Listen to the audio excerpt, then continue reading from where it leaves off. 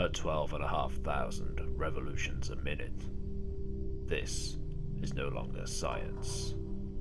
This is engineered insanity. This is the world of mean effective pressure, pneumatic valve springs, and over 1,000 horsepower of displacement. The quest to find the perfect 4-stroke V6 turbo hybrid monster.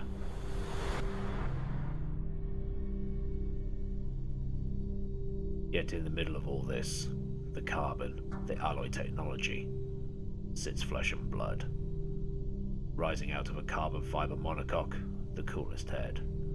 A pair of eyes that can locate a fan as if time was standing still. And try not to crash at speeds in excess of 200 miles an hour.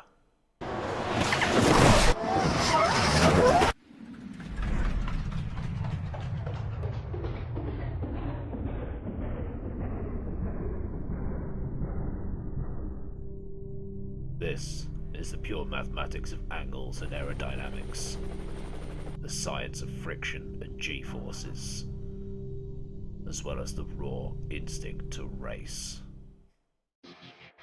This is the quest to join these masters of speed. This is the road to Formula One.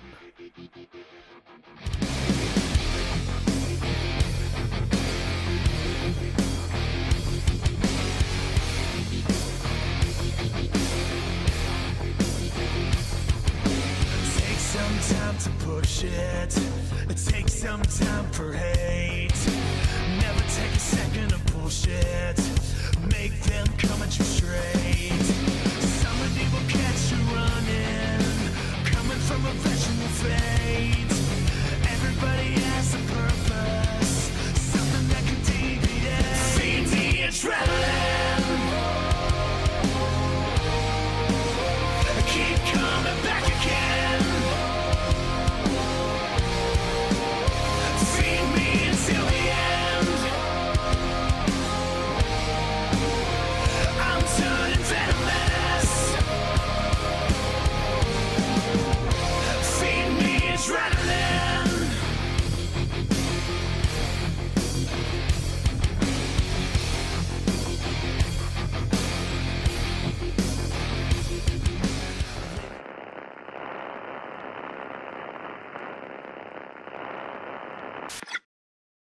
It started in the summer of 2001.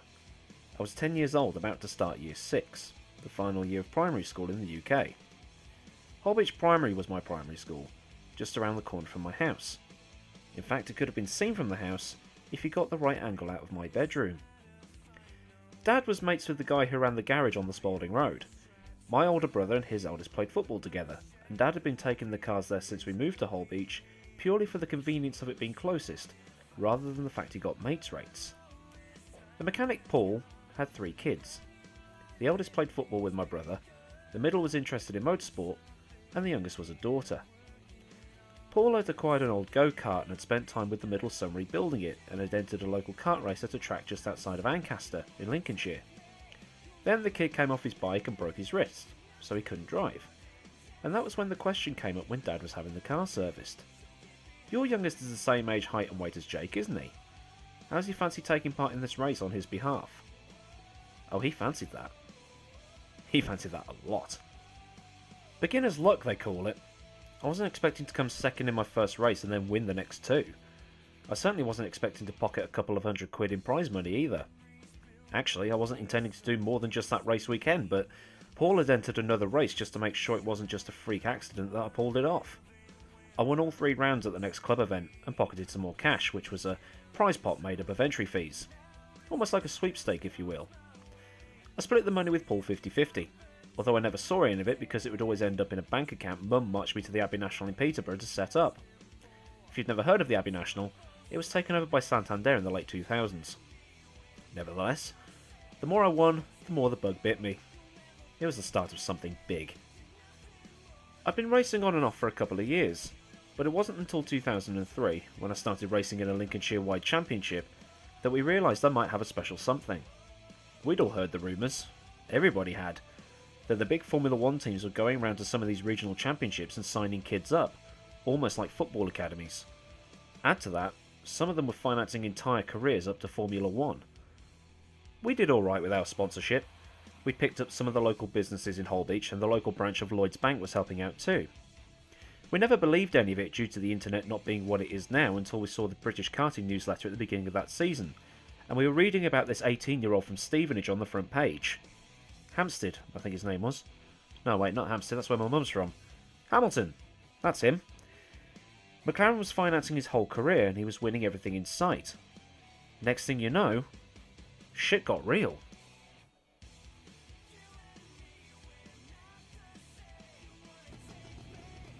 Right, Aiden, you can't start every race in pole position. Just knuckle down and you'll get these guys. You'll be fine.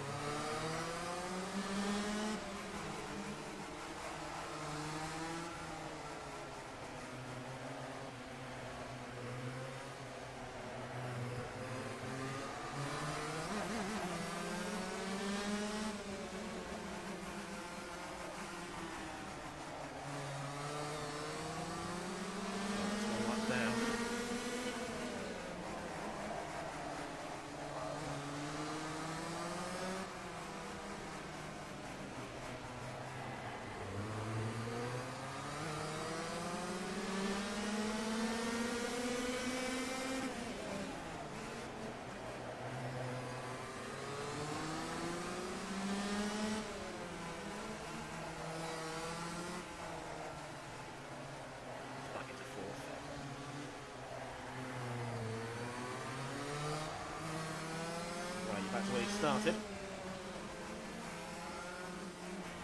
Just concentrate, Come on.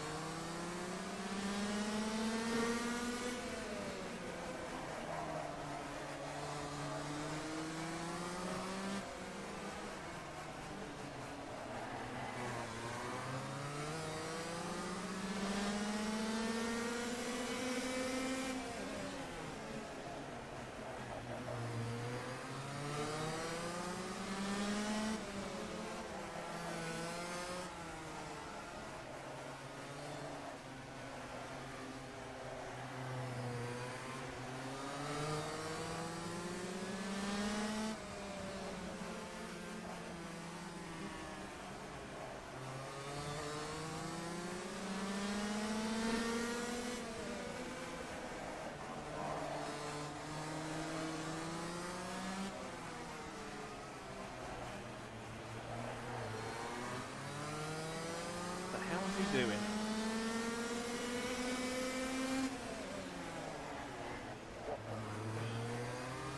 Oh, that's a bit too late.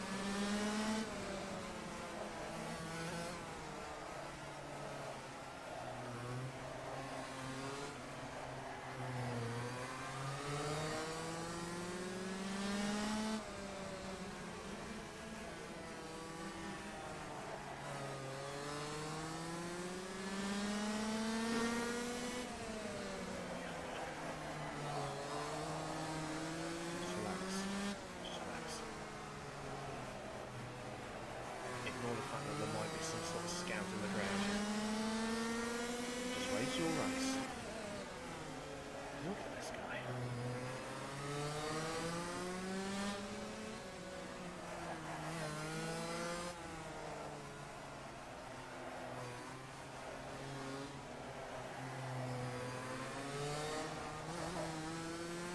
Got so much more traction in that one corner than these guys. It's ridiculous. I'll have to remember that next time we're here. Good old Ancaster.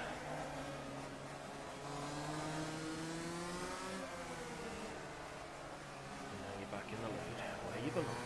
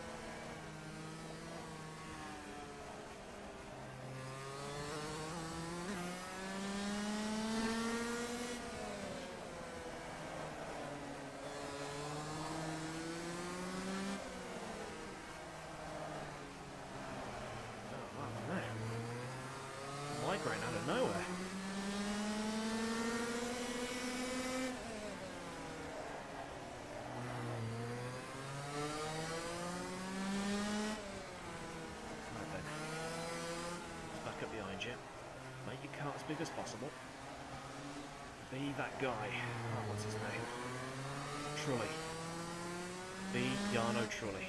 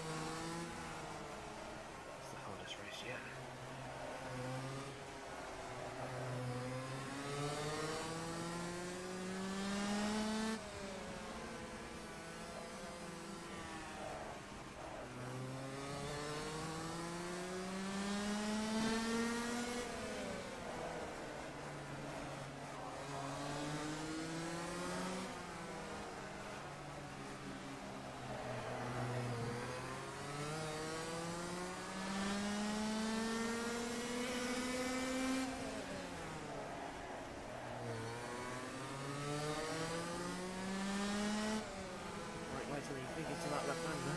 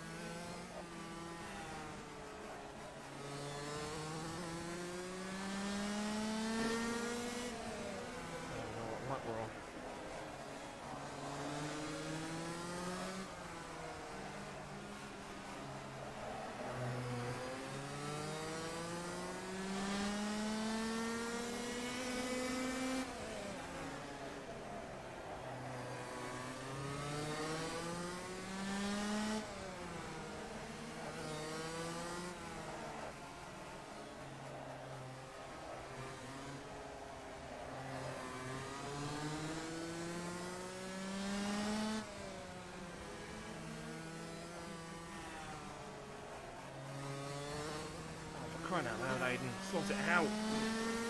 This is not good enough.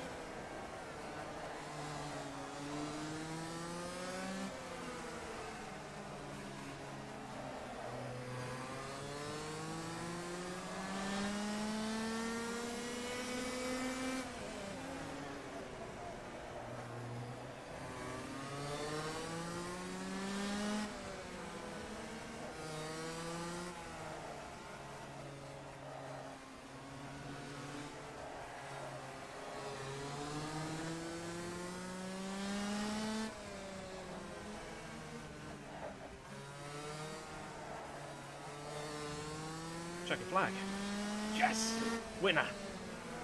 Oh man. What a race. Okay, so we've got some things we need to work on. 1 lap pace, that needs improving. Consistently. Consistency, sort yourself out. Consistency needs improving. What's the other thing? Yeah, overtaking. That was not my best race. Not my best race at all.